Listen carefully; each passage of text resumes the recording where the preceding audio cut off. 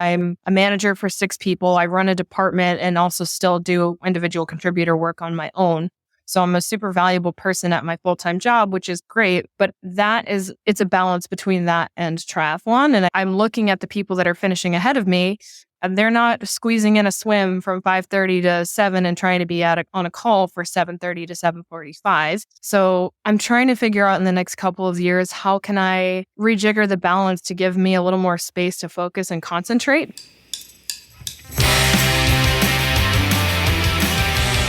Hello, and welcome to the September 20th, 2024 edition of the TriDoc Podcast. I'm your host, Jeff Sankoff, the TriDoc, an emergency physician, triathlete, triathlon coach, and multiple Ironman finisher, coming to you as always from beautiful, sunny Denver, Colorado.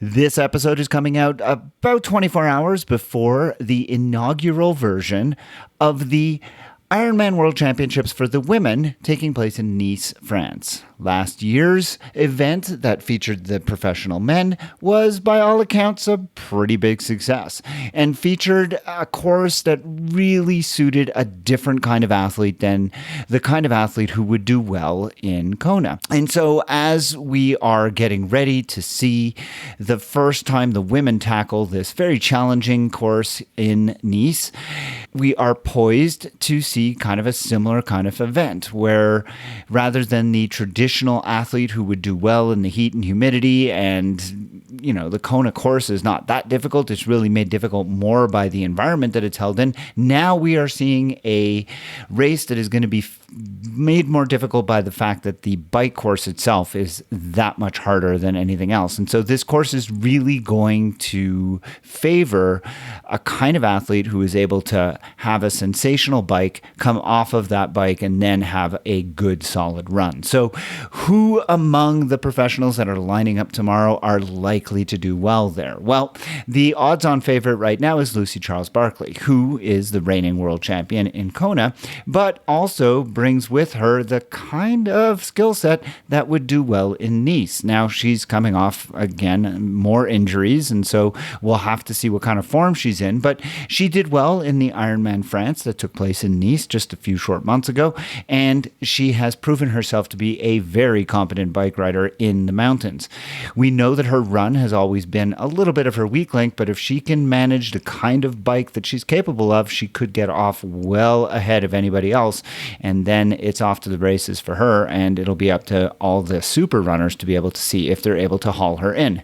Now, amongst that latter group, the super runners, we have to include, of course, Anne Haug, the ageless Anne Haug, as well as Laura Philipp, both of whom can have pretty solid bike splits and are probably going to be able to take on a challenging course like we're going to see in Nice.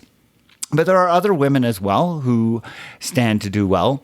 A couple of years ago, we saw Chelsea Sodaro break through in Kona. She hasn't really had the kind of success that we thought she might after that inaugural win.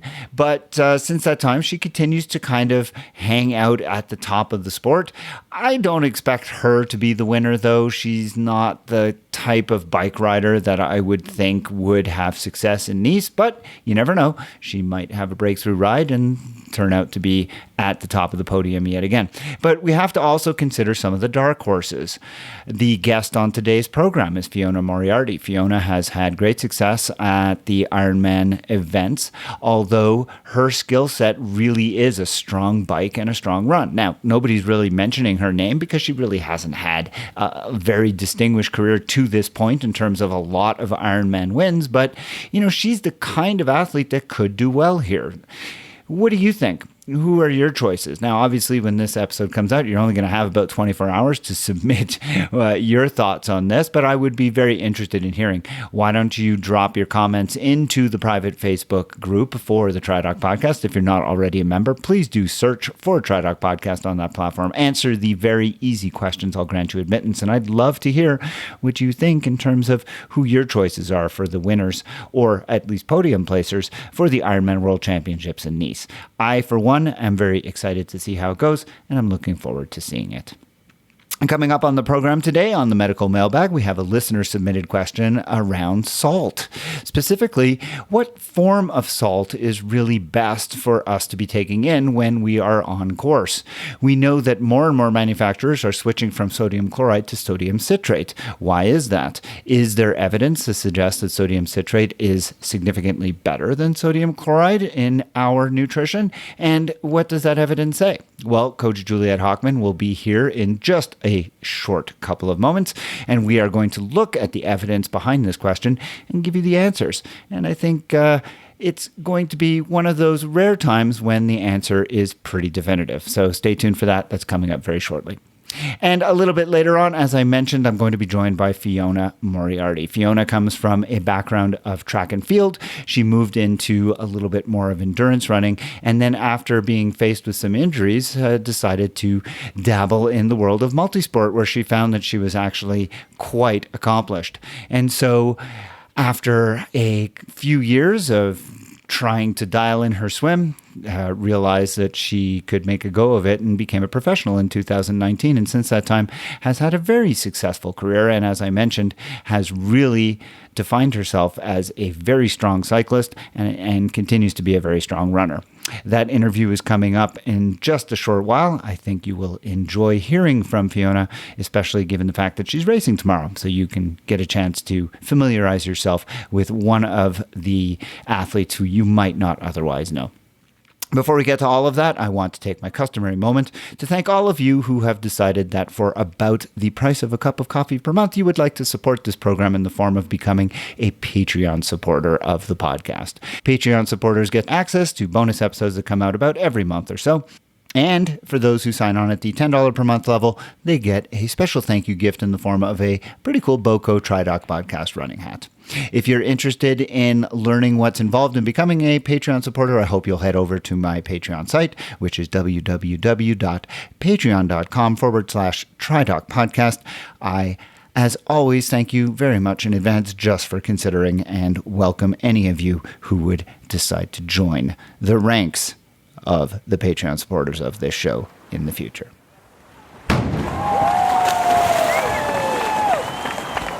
It is time once again for the Medical Mailbag, which means that Juliette Hockman, my friend and colleague and fellow coach at Life Sport Coaching, is here once again. Juliette, how are you doing? I'm great. How are you? It's maybe 2 days until I get to see you again? That's right. When this podcast, we'll actually be able to listen to ourselves while we're together. Oh my goodness. I can't wait. Yeah. It's going to be a first, I think. We'll have to do that just so we can grade our performance. Anyways, yes, we are going to be together for the inaugural Tri-Cities 70.3 event that's taking place on Sunday, the day after the Ironman World Championships that are taking place in Nice, France. We both know a friend that's going to be competing there. Do you know, I guess we have a couple of life sport athletes that'll be there as well. We do. Any other friends of yours that are going to be competing? That's about it. Those are the three who we will track. If there may be other people who come across Facebook that I just didn't simply realize were there. In which case, I'll pick them up as well, right? Yeah. And I know you generally don't follow the professionals, but do you have any thoughts about? No, you don't know. Okay. No, I did watch, although you would be proud of me. Somebody put out a link to a YouTube video showing one of the pro women riding the Nice bike course and breaking it up into pieces. And because I think that bike course would be so much fun to do, and I'm a big climber and a big descender, and I know it'd be great. I actually did watch that, so I know a little bit about the bike course. I wish more women had felt the same way as you do, because I know that slots were difficult to get people to accept. And I think part of it was because of the fear of that course. And I agree with you. I think it's a spectacular course. And I think it's going to make for a really interesting race. I think that it's going to obviously select out more of the true bikers. So it's going to be really interesting. The guest who is going to be on the segment following this, Fiona Moriarty, is slated to be at the race.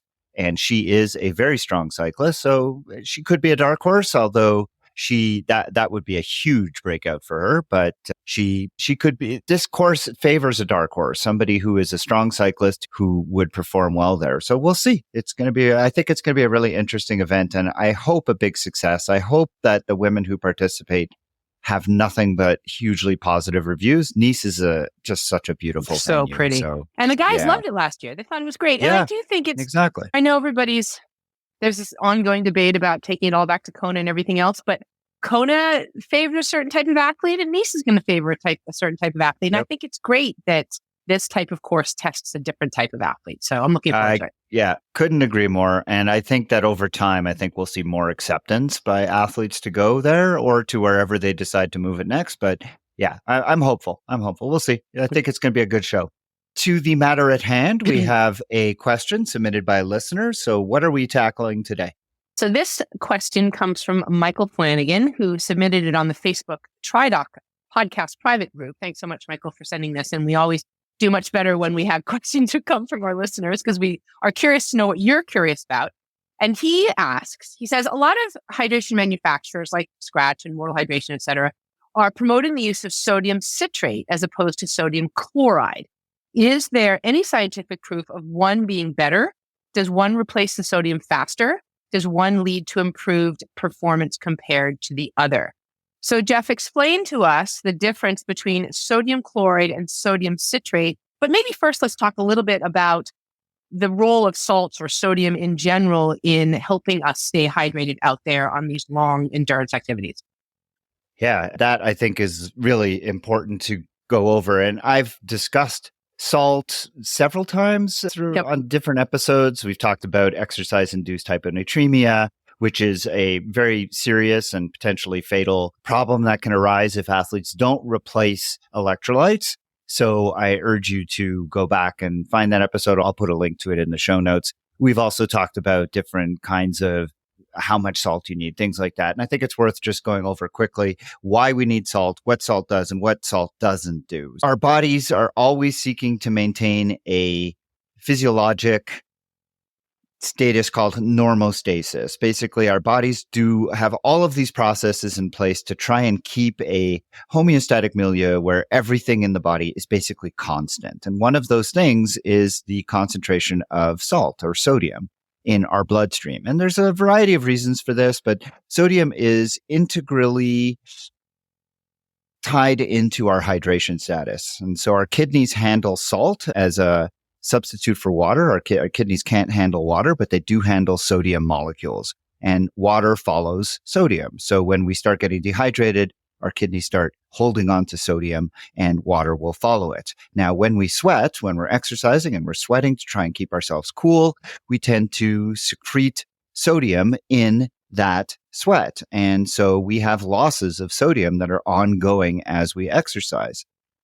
It was learned pretty early on as marathon running became more and more popular. People were drinking lots and lots of water and they were replacing their fluid losses. They were losing both water and salt, but they were replacing it just with water. And they were developing this process called exercise-induced hyponatremia. So they were getting an excess of water coming into their bodies and they were diluting their sodium and they were getting into serious trouble. And so sport drink manufacturers, Gatorade being the primary one, came along and developed these products that would allow athletes to replenish themselves not just with water, but with a variety of other electrolytes, sodium being the principal one. And so Gatorade doesn't have that high amount of sodium, but it had certainly a lot higher than free water did. And over time, we've seen just a host of different products that have come onto the market with variable amounts of sodium. And I've talked several times over the years about how athletes, I think, are a little bit misguided with how much sodium they need to be imbibing, right? We both have seen examples of athletes running along on the course especially in hotter events where they've got these like baggies of powder and sodium capsules and they're just gorging on them. And there are problems with that because if you take in too much salt, you actually don't absorb it all and it sits in your stomach and it actually causes problems. So how much salt do you actually need? There's no question. There is research out there that shows that if you replace sodium, you do better. There is studies that, and I want to give credit to Nina Takashima was the intern who helped me with the research on this particular subject. And she found studies that show that when athletes replenish sodium as part of their replenishment, not just calories and hydration, but when they replenish with sodium, they do better, not just in endurance in exercises, but also strength exercises. There's definitely evidence to support that. But the amounts that you need are not as high as people think. The amounts that you need, it turns out, are only in the range of around 300 to 600 milligrams per hour. I want to repeat that, 300 to 600 milligrams per hour. And I have said for the longest time that you probably only need 400 to 500, which is right in the middle of that range. And we see people gorging on 2 grams of sodium per hour. And that's just way in excess of what you probably need. And that sweet spot number is really convenient because a lot of the sort of one scoop formulas that you do get from these electrolyte manufacturers are around 380 to 420 milligrams of sodium per scoop, which is what you put in a water bottle. So that's right. And that's for a reason. That's because it's in that sweet spot. Now, you have other manufacturers who I'm not going to name who do these sweat tests and will invariably come up with numbers that suggest that people need to replace with a lot more salt. And they make a lot of money selling people powders and capsules that have much, much higher amounts of sodium that they urge people to replace with. Now, the benefits of sweat testing there's probably some benefit to it, but I think it's overhyped in terms of how much benefit it is because we know that your sweat is very concentrated in sodium, much more so and it tends to be more concentrated in sodium when you first start sweating. As your sodium levels change over time, because your body has all these processes to keep your sodium steady, you're going to sweat less salt over time. So sweat testing is a little bit of an inexact science, but it is skewed to help these companies make you think that you need more than you probably do. The caveat for salt is that, look, if you're out there in Kona, for example, where it's very humid and it is a lot hotter, you are going to sweat more. And in those cases, you probably need to bump the amount of sodium you're taking, probably double it. So you probably need to be taking, instead of 400 to 500, you maybe need to be taking 800 to a gram per hour. But we're still not talking 2 grams. Right. And now we know that if you don't get enough sodium, there's a danger. We just talked about that, hyponatremia. Is there a danger if you take in too much sodium? The too much sodium, what happens is it delays gastric emptying, salt does. And it ends up sitting in your stomach. Okay. So it impairs your ability to absorb nutrients, and sodium becomes a gastric irritant, and it actually can promote nausea and vomiting. And so frequently you'll see people who are taking lots and lots of salt, they end up running into trouble with nausea and vomiting because their stomachs are filling up, but they're not able to empty the stomach into the intestines and absorb those nutrients, and they end up having performance issues. I see. That's the only real danger. Now, there is a danger if you take too much salt in excess of fluid. If you take too much salt in excess of fluid, you can actually develop hypernatremia, which is not nearly as dangerous medically as hyponatremia, but it can make you feel unwell. And hypernatremia is just going to make you very thirsty, and you're just going to want to be drinking lots and lots of water. Okay. Yeah. So not really as bad, but it's definitely an issue, a potential issue. So we need salt, no question. I think that you and I were talking before, we probably want to address this issue about why we need salt. So I mentioned that salt is so important physiologically. We want to avoid this exercise-induced hyponatremia. I want to be very clear, though, there is this long-standing misconception that people need salt to somehow treat or prevent muscle cramps. And this just does not seem to be the case. Now, there's a lot of conflicting evidence on this, but the most recent up-to-date evidence suggests that you could take all the salt in the world, you're not going to stop or prevent muscle cramps. And that just is because muscle cramps are a multifactorial process. So there were 2 kind of competing theories about muscle cramps. One of them was the electrolyte theory, which is related to salt. The other one is a nerve theory, basically. And the nerve theory suggests that there is a disinhibition of excitatory nerve impulses coming from the spinal cord, which is getting into the weeds a little bit. But basically, there's more evidence now suggesting that the nerve theory is the leading cause of muscle cramps. And my own sort of thoughts on this is that I think there's probably some nuance to this. I don't think that one theory is 100% correct. I think what happens is you get muscle cramps when you ask your muscles to do more than they are able. Mhm. And if you're out there pushing yourself to do something that you just haven't got the training for, your muscles are fearful that they're going to get injured. And so they want you to stop. And to get you to stop, they seize up. They these terrible, painful cramps. Right. And you may not stop completely. You'll stretch out the cramp, but you won't be able to push yourself at the same level. You'll go much more slowly, which Mhm. accomplishes what the cramps were there to do. I think that they are an evolutionary sort of development to prevent us from hurting ourselves. Huh. Now, I think there are certain things that can lower the likelihood of cramps. Too hot an environment, maybe an electrolyte process as well. I think those Mhm. things can lower the threshold for cramps, but you're not going to get cramps if you're well trained and staying within your zone of performance. Mhm. And so Mhm. I always come back to that with people. It's look, if you don't want to get cramps, don't push yourself outside of this zone. But once you go outside that zone, all the salt in the world is not going to prevent it. You're going to get into trouble. Okay. Got it. All right, but we come back to the main question here, Yes, which is, chloride is versus- there chloride versus citrate? So Right. sodium is the molecule or is the atom we're interested in. That is the atom that is, we talk about hyponatremia. Natremia refers to sodium itself, but sodium can be found in all kinds of different ways. But the way we get it in our diet tends to be as sodium chloride, which is just table salt. Or these different manufacturers, as Michael has suggested, have started using a different product called sodium citrate. So what's the difference?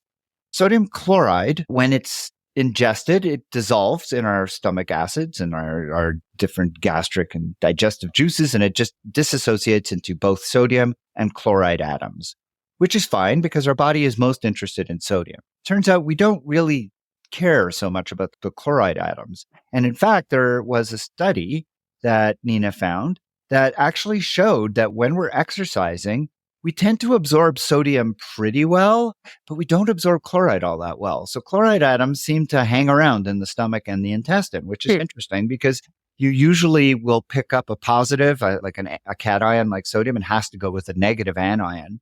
Usually chloride is the one that will go with it, but it tends to go with other things that you've ingested. So you're taking up the sodium with other things. At any rate, it seems like we just don't need the chloride. And so food manufacturers, and Alan Lim wrote a nice little synopsis about this on the Scratch website. Alan is the founder of Scratch. And he wrote a little essay called Why We Use Sodium Citrate versus Sodium Chloride. And one of the things he actually wrote is that there is no current evidence that acute chloride depletion through exercise-induced sweat loss is problematic when we don't replenish it. And so we prefer to use sodium citrate. Interesting.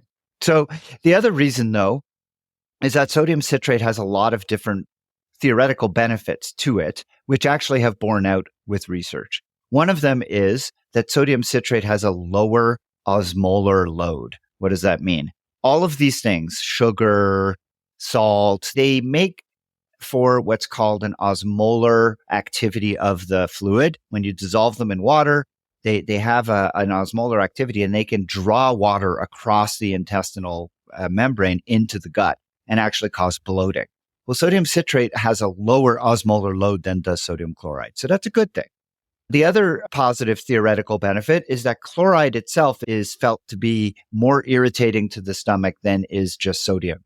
So remember I said that sodium chloride can cause all this nausea and vomiting and can cause problems if you take too much of it. Yep. Well, sodium citrate is much less irritating. And in fact, we found some studies that showed where they compared athletes taking similar quantities of sodium chloride versus sodium citrate. And the athletes who took sodium citrate had much lower levels of gastric irritation and stomach problems than the athletes taking sodium citrate, which was pretty interesting. And a couple other reasons.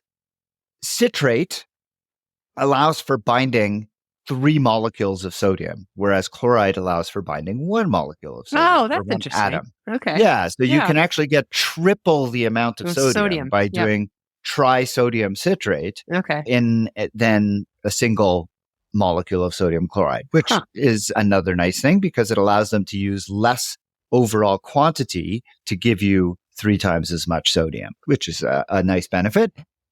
Another benefit is that sodium citrate allows for the citrate component. So we've talked about how chloride is just waste. It's not really necessary, but the citrate is actually theoretically quite beneficial because citrate can drop right into our Krebs cycle. What's the Krebs cycle? I'm not going to get into it. Just suffice it to say that the Krebs cycle is the biochemical process by which we metabolize glucose. It's a good thing, people. Just take it It's a on good thing. face value. Exactly. It's a good thing. Yeah. We like this. Okay. And for those of you listening who have a biochemical background, you'll know what I'm talking about. Basically, when you metabolize glucose, you have 2 ways to do it. You can do it through the Krebs cycle aerobically and produce tons of ATP, which is what we want for energy, or you could do it anaerobically and go through the pyruvate system and produce lactic acid. And lactic acid, we know you don't want lactic acid, right? Citrate, not only does it provide lots of fodder for the Krebs cycle to allow for enhanced metabolism of glucose and avoiding the lactate producing pyruvate pathway. Now you're just showing off with all these multi-syllabic words. Sorry. But the other thing is that citrate actually is a scavenger of lactate. So theoretical reasons for citrate to be a particularly good source of sodium. Now, another study we found compared using sodium citrate to sodium bicarbonate. Now, there's various research. I've talked about sodium bicarbonate as a supplement before. There's plus minus. We may decide to look at it again because Nina found a couple of papers that suggest that more recently there may be more papers starting to find more benefits of sodium bicarbonate. So we may decide to look at it again. Nonetheless, when sodium bicarbonate was compared to sodium citrate, did show a benefit, just not as great as sodium bicarbonate. It was 1.7% benefit for sodium bicarbonate, about 1.1% for sodium citrate versus sodium chloride. Interesting. It suggests that sodium citrate is beneficial for performance. Yes. Not just by replacing sodium, but also because of these other pathways that I mentioned. I think it's hitting it out of the park right now. If it causes less GI distress, you can have less of it to allow the transport of more sodium, and it helps with the process of glucose. Yeah. So a lot of different potential and definitely some evidence. The evidence is it's not like hugely robust, but a lot of theoretical, but definitely intriguing evidence to suggest that the theoretical is there. And I think in terms of the gastrointestinal stuff, no question, the evidence is very positive. Citrate, much better than chloride. In terms of the stuff about performance related to improving the Krebs cycle metabolism of glucose, that's theoretical. There's some evidence, and I think enough of it to say that, hey, makes sense. Now, it's not like people really have a lot of choice here because I couldn't find a manufacturer that still uses sodium chloride. Oh, is that right? Sodium citrate, yeah. Huh. And that's become and I talked to Alex Larson, a nutritionist who you've met and we've talked to on the podcast before, and she was very concrete about this. She's, sodium citrate by far much better in nutritional products than sodium chloride. And for all these reasons. So Nina emphasized all of the findings from the papers we looked at, and she made a pro-con table comparing sodium chloride to sodium citrate. And it's like graphically really interesting because the pros for sodium chloride are much shorter than the pros for sodium citrate, and the cons for sodium chloride are longer than the cons for sodium citrate. Yeah, So, I think Nat, for once, we're actually finding something that is a benefit in terms of both the way it works in our body and also performance. But also you point out that it just doesn't sound like a lot of people are using sodium chloride much anymore. So there are still recipes out there. Some people listen, let's face it, a lot of these nutritional products are expensive. I use Scratch Superfuel, and Scratch has 400 milligrams of sodium for each bottle that I make, which is great. The problem is Scratch Superfuel is not inexpensive. That stuff is very expensive. And I use Infinite, also 400 milligrams of sodium, but again, very expensive. And the different competitors out there, F2C, something can, and UCAN. They're all great. Tailwind, all of them are great. They all do a great job, but they're all fairly expensive. Sure. And I understand why. It's because they have developed a product that works very well, packs a ton of calories, a ton of electrolytes, and is osmolarly neutral so that it doesn't affect your stomach. And I get that. It's great. But there are a lot of recipes that you can find online for people who, listen, triathlon's an expensive sport. So people want to find shortcuts and ways, hacks, right? And so there are hacks online where you can make your own drinks. Some of these recipes use sodium citrate, but sodium citrate, you have to order from the bulk. You could find it, but it's a lot easier to just go to the cupboard and get some salt. And so people will use salt, not necessarily recognizing that there is a potential detriment to using table salt. Right. But as long as they're putting salt in it, and as long as they're putting enough. Now, the thing is, if you're putting in 400 milligrams of sodium, 400 milliequivalents of sodium in the form of sodium chloride, it's probably not going to be a huge problem. The question then becomes palatability. I was going to say, I bet it would taste really salty. And that was one of the pros and cons in your chart, is that the sodium chloride just has a much saltier taste than the sodium citrate, which is much milder. Yeah. And that's something I think that definitely warrants a little bit of attention. Is we want whatever we're drinking to be palatable so that we can continue taking we drink it. Yeah. And these products, I think you get to the end of a longer effort or a longer race and you're beginning to have that feeling where you want to scrape your tongue just because the aftertaste, regardless of which sodium component they put in it, is still feels salty. So the less salty, the better. Yeah. Yeah. Now, some people have a preference for salty. I know it's funny. We always have this running joke in our family when we go out for brunch. Yeah. Is it going to be sweet or savory today? And I'm sure a lot of people have that same kind of conflict because we all have these preferences. And there's no doubt there are going to be people out there who have a preference for sort of a saltier, because when you're out there, I know personally, when I've done an Ironman in a hot environment, when I get to special needs, I usually throw in like a little bag of Pringles because I know I'm going to want something salty. So I could see that. Some people I'm still might waiting prefer for some goo or gel manufacturer to come out with a margarita pizza flavored. Yeah. That would be good, I think. Yeah. Really salty margarita pizza. Make the flavor that way, please. And to be clear, you're saying margarita with the H in it, not margarita pizza. Like the drink. Yes. No, I want salty pizza when I'm out there. Couldn't agree more. I think we've put this one to bed. Okay. I think that no question, sodium citrate, for the most part, definitely beneficial over sodium chloride. And that's why I think we've answered Michael's question. And I thank Michael, just like you did, for submitting it. If you have a question that you'd like for us to answer on this segment of the program in the future, I hope that you will send it in. You can email it to me at tri_doc@icloud.com. You can put it into the Facebook group on Facebook. Please search for TriDoc Podcast. If you're not a member, answer the 3 easy questions. I'll grant you admittance. You can join the conversation there or submit your questions. And of course, if you're in Tri-Cities this weekend, please come in advance to the Life Sport clinics that will be given on Friday and on Saturday. Myself, Juliet, we will both be there. We'll be easy to find. You can ask us your questions there, and we'll be happy Absolutely. to Looking forward to for it. inclusion. Yeah. Mm-hmm. Juliet, look forward to seeing you in a couple of days, and good luck to everybody else racing Tri-Cities. And of course, to those of you who are participating in the Women's World Championship event in Nice, we will be watching and wishing you lots of luck. Until Friday, Juliet, I will see you then. And of course, until our next segment of the Medical Mailbag, thanks for joining me today. Thanks so much, Jeff. My guest on the podcast today is female professional triathlete Fiona Moriarty. Fiona was born and raised in Boston by her Irish parents. She transitioned to triathlon in 2016 after a series of track and field related injuries introduced her to cycling. And 2023 was a breakthrough year for her, earning her first podium finish at Ironman Australia and qualifying for and racing at the Ironman World Championships. She was once a pastry chef, and Fiona loves to read and bake in her free time. She currently lives in Bend, Oregon with her fiancé and bread-loving Australian Shepherd Leaf. But for now, she is here today to join me on the TriDoc podcast. Thank you so much for being here, Fiona.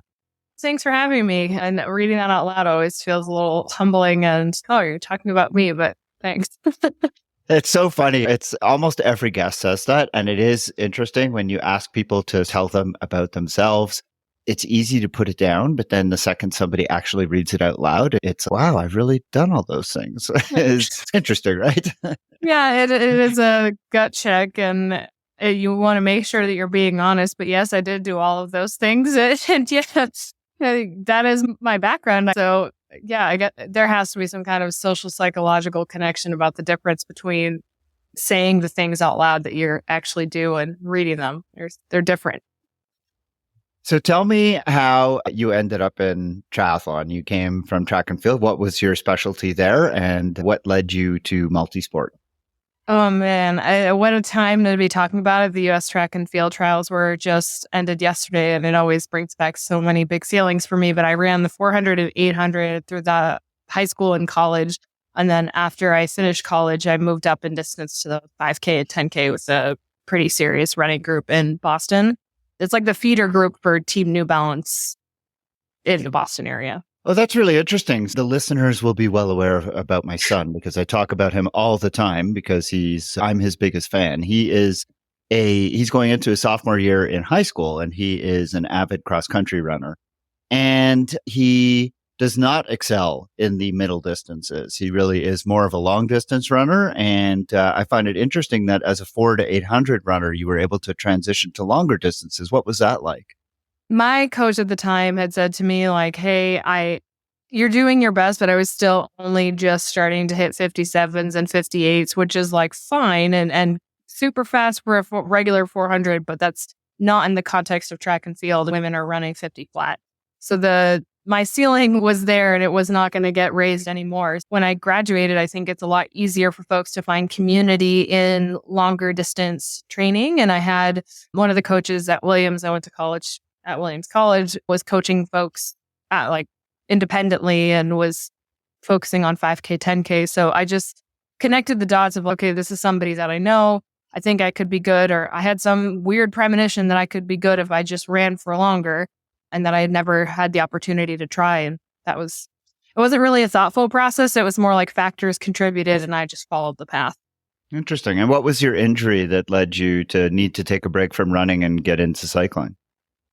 It was really years of injury. So right after school, I moved to New York City, which is its own beast in and of itself. I grew up in a suburb. So transitioning to the city of New York is just a really life-altering experience. But in running competitively and just doing all of that training, I also fell into the not eating enough cycle. And then when I moved back to Boston, that had been months in the making. And I started working as a pastry chef, and I was actually coaching track and field at Harvard as well at the same time. And so I just ran myself into the ground trying to run seriously, also go to track practice every day for the team, go to meets on weekends. And then I would be working shifts at the bakery from 3 or 4 o'clock in the morning to 2 p.m.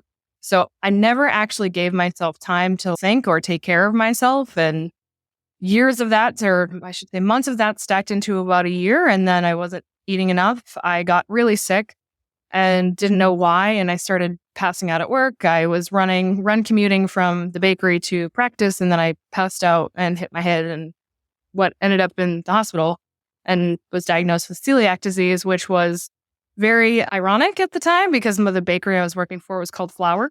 So LOL, I didn't know that all of these things are in this stew of poor performance, not eating enough. Also, I had something autoimmune happening. So just all exploded at the same time. And then I had a few stress. A pastry chef who has celiac disease. I cannot think of anything more ironic and tragic at the same time. My goodness. Yeah. We're going to get back to your pastry chef career in a second. But so you start cycling. And then at what point do you decide, hey, I might want to give multisport a go?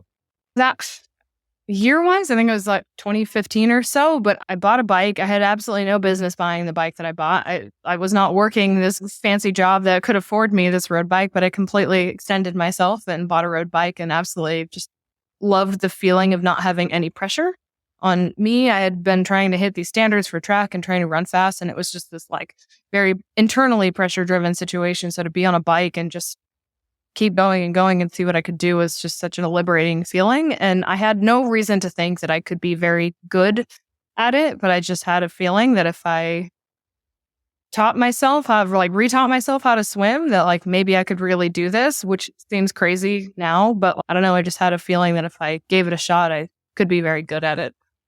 So tell me about that, because that is for so many age group triathletes, the swim is, of course, the Achilles heel, right? I know myself as an adult onset swimmer, it took years and years to take the swim from being the problem to being now not really a strength, but at least it's not a weakness anymore.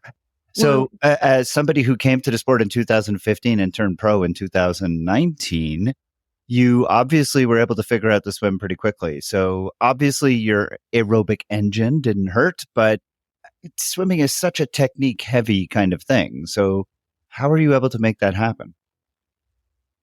And this used to be such a source of consternation for me. Like I was not immune to the feeling of hating swimming for the fact that it felt like it was dragging me down. But now if you look at my rankings in the PTO, I was ranked the highest in swim of the three sports, which to me is like the funniest, most painful irony, because I just have finally like made the switch over to having the swim be a strength. And I would say I hit my head against a wall for probably two or three of those years from 2015 to 2019 of feeling like never getting better. And honestly, it was because I was going to only group swims. There is a pretty well-known swimming group that's in San Francisco, and I would go to that 3 times a week and sometimes get screamed at on the pool deck and told that I wasn't good enough or told that I was doing something wrong. And the feeling of foreboding and dread that I would have going into the pool at 5:30 in the morning, thinking that the coach didn't want me to be there, that I didn't know what was going to happen. I was going to get yelled at. I was never going to do anything right. It was a self-reinforcing cycle of like how I felt about swimming. And the way I feel about it now, and the coach that I have now, is far more about feeling good in the water. If you already feel bad before you even get in, like the water knows. You just swim worse. Like you're tight, everything is cramped up. You're basically making yourself into an anchor. So it has just come from finding the right space, knowing the right swims to swim with other people who are going to push you. Swimming with other people who genuinely love swimming, that taught me a lot, because I wasn't going to the pool around other folks who were like, oh, I don't want to be here. It was like, I love this. This is the most exciting part of my day. And honestly, swimming open water has really helped because I love being outside. And frankly, in the summer, especially, the idea of going like 3 or 4 floors down to a basement level pool or something with no windows was just like, it added a layer of crappiness onto the crap cake that swimming was providing me at the moment. Yeah, swimming open water and like finding ways to get more enjoyment out of it was really big for me. Your description of that first swim coach, clearly not okay. So I'm glad that you rectified that. Your story is not unlike a couple of other people I've talked to on this program, Tamara Jewett and Jess Cullen, both Jess, a very new professional, and Tamara obviously having a lot of success. But Tamara, especially coming from a track background, had a lot of injuries, found out she was pretty good on the bike, and has really worked hard on her swim to make herself be able to get out of the water and be able to stay in the mix until she can get on the run and then absolutely chase everybody down.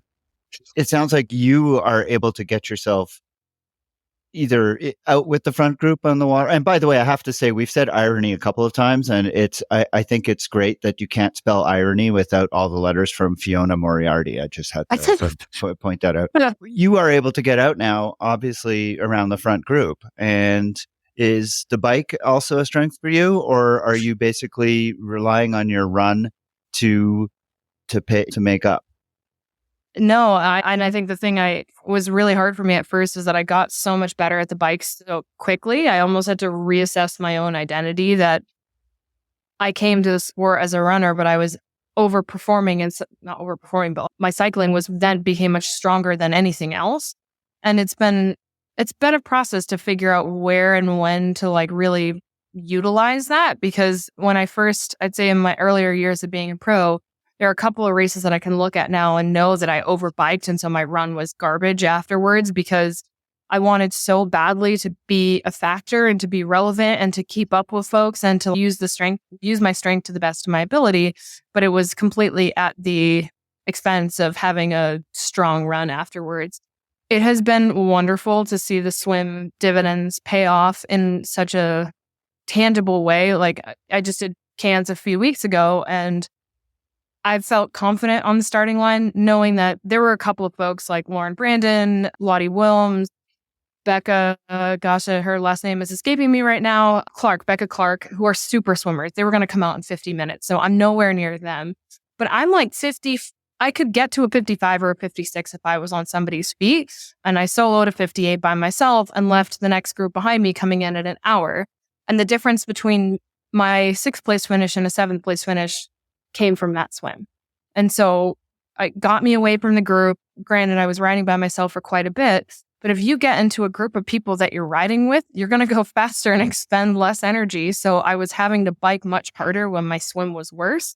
And then your run is also going to, it's just such a cascading chain of events. Of the worse your swim is, the harder you bike and the worse your run is going to be.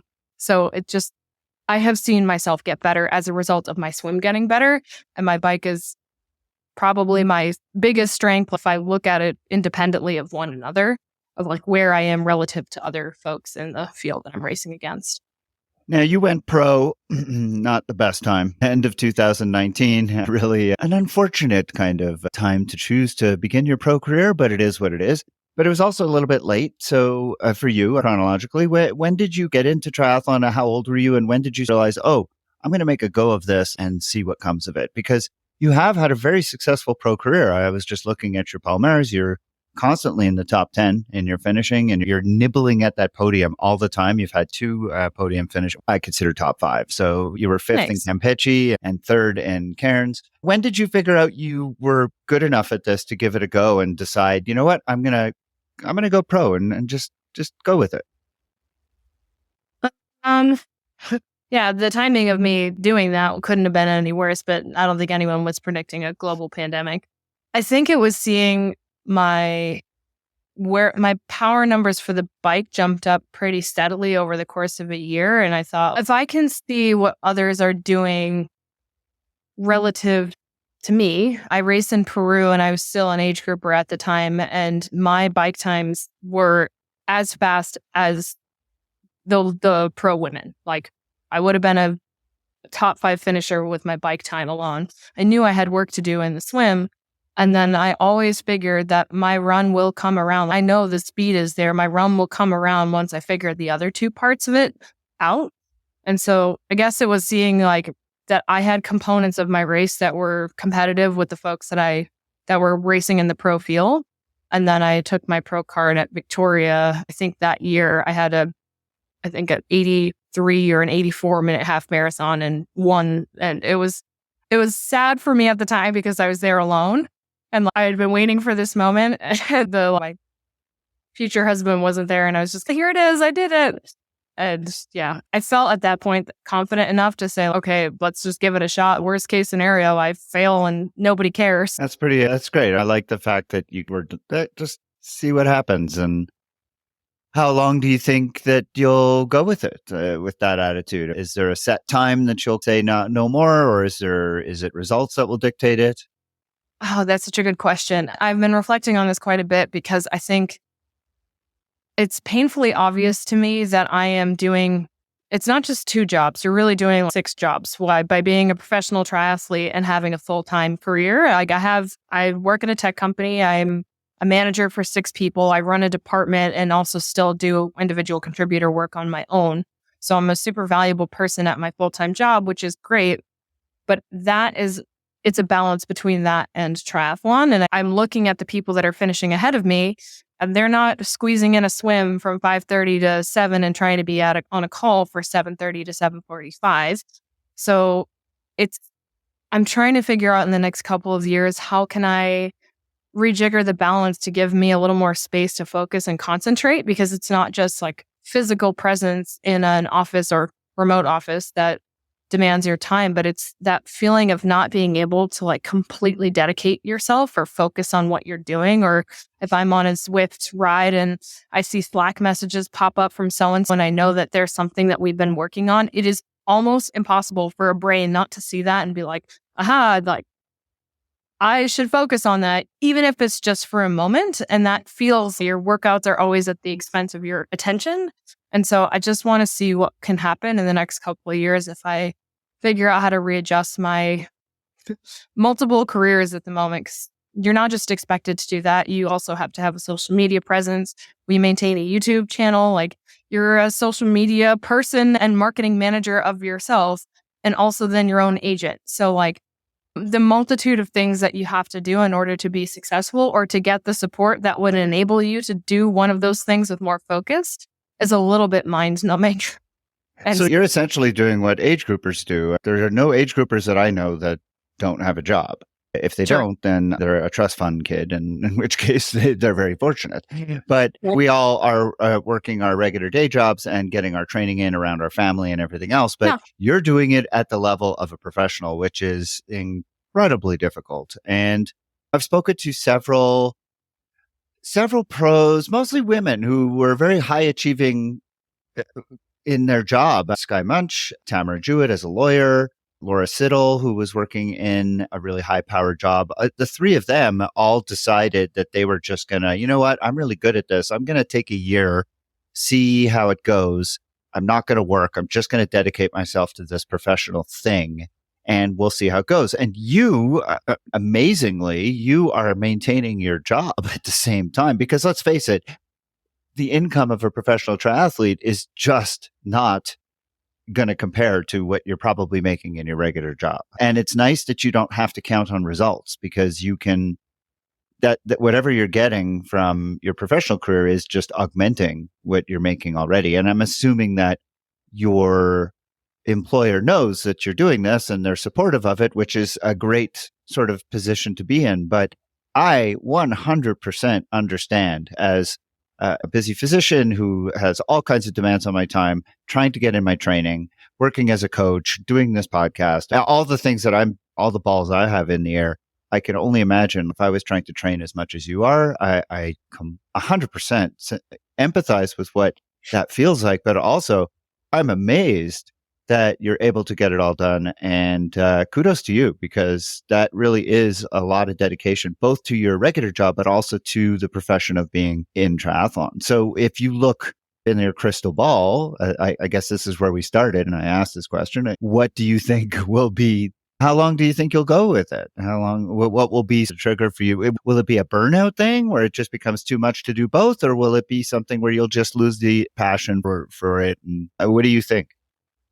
Well, here, first of all, Sid is a big, like, a mentor and somebody I look up to in terms of career and how successful she has been. So I'm happy to be included in the same camp as her and Sky and Tamara.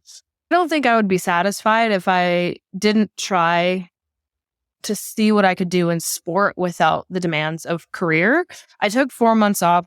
Like, Salesforce, who's my employer, is a gigantic tech company which has some pretty great benefits. One of them being you get a week of sabbatical for every year that you've worked at the company. So I took that, combined it with my PTO, and managed to put together about 3 months of paid and unpaid leave to lead into Kona last year, because it was my, like, that was the thing that I wanted to do more than anything else, to qualify and at least have a decent race. Not unfortunately for me, I ended up throwing my guts out on the Queen Cave from miles 9 to the finish line. So it was not exactly the picturesque storybook finish that I wanted, but the brain space to see what it was like to live my life like a full-time professional athlete is the experience that I am latching onto of that's what I want to get after, because not the mental freedom and that feeling of not being so rushed in everything, and that my personality and the way that I can execute sessions is dependent on how big my meeting load is for the day, is something that I'll never be able to forget. So I'm hoping in the next year or two, and I'm already starting to do things that will free me up from specific, like, Fiona has to be in person and conduct these kind of meetings. And then I want to work with my employer to, let's see what we can figure out that would free me up from some hours of work. I like to say, or to point out to Salesforce, that they're one of the primary sponsors for the Olympics. So if they want to sponsor some athletes, like, start at home and help me out, but hasn't really landed on the right ears yet. We'll see. I think I need to try. That's a really good point. Have you approached them with that? Yes, to some serious crickets, but it means I need to find the right person to care. Yeah, and probably the right timing, not in an Olympic year when their resources are spoken for. I think that's really insightful. And I think it's really smart. I'm not at all surprised that you're approaching this with such savvy and with such intelligence. So I hope that it works out for you and that it becomes a model for others. And it's not just women that are doing this. I know men are doing it too. I have had the good fortune of speaking to a lot of professional women who have followed that road, and it's always amazed me, and I've always found it to be quite remarkable. And I know that there are men that do it too. And because again, professional triathlon is just not one of these high earning sort of pro sports, even with the PTO coming in and at first anyways, throwing money around. But we can hope that it gets better. But the reality is that I think exemplifying a way to have it all, to be able to have a professional career while keeping a career going at the same time. It's stressful, it's difficult, but it's a window, right? It's only going to be there for a certain number of years. With the time we have left, though, I really want to get to something that I think is really most important, certainly to me as a native Montrealer who came from a place that had a lot of really good baked goods. And that is your career as a pastry chef, which I know is going to be deeply interesting to all of my listeners. So tell us about where you learned to be a pastry chef, what that career was about, and how it tragically ended with your diagnosis of celiac disease. And it had a little bit of a tail end after that, but sure. So I grew up in a house, like Irish folks eat a lot of bread. I don't think anyone would take issue with that listening to this podcast. But I learned how to bake from my mom, and then thought as I was going through college, it was one of the things that when I'm a pretty articulate, cerebral person, and to counter some of that, I loved to bake and cook in the tiny kitchens from school.